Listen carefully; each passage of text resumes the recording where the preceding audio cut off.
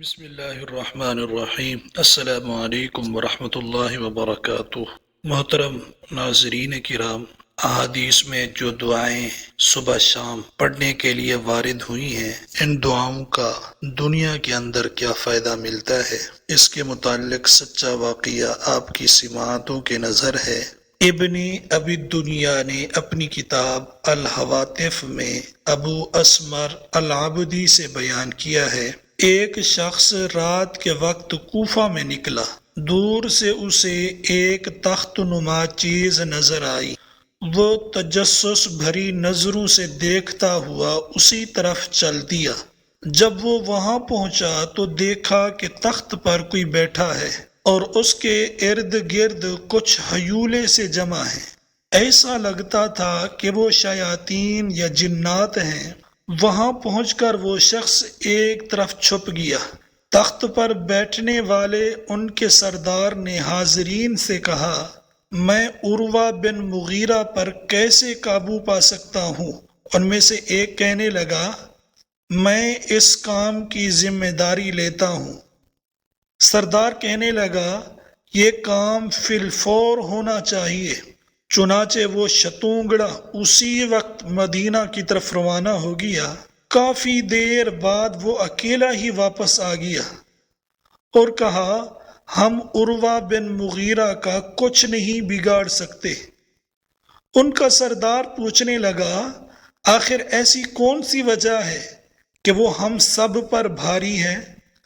اس شخص نے بتایا، اس کی وجہ وہ کلمات ہیں جو وہ صبح شام پڑھتا ہے۔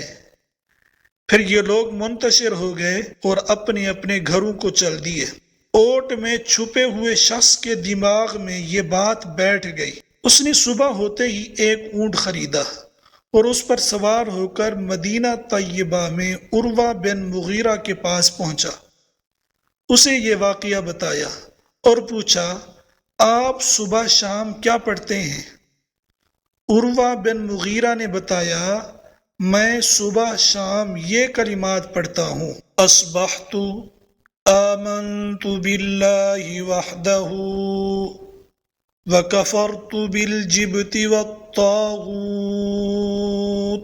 واستمسکت بالعروة الوثقى لا انفصام لها واللہ سمیع علیم۔ ترجمہ، میں نے اس حالت میں صبح کی ہے کہ میں ایک اللہ پر ایمان رکھتا ہوں اور بتوں، شیطانی قوتوں اور طاغوت کا انکار کرتا ہوں۔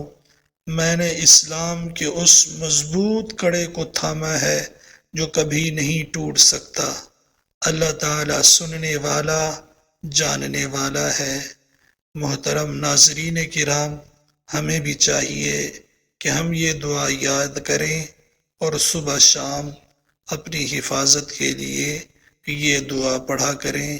اللہ رب العزت تمام امت مسلمہ کی حفاظت فرمائے، آفات، بلیات، مصائبات، مشکلات کو دور فرمائے، آمین یا رب العالمین۔ اگر آپ کو میری یہ ویڈیو پسند آئی ہو تو لائک کر دیجئے اور چینل کو سبسکرائب کر دیجئے۔ جزاکم اللہ خیرا، احسن الجزاء۔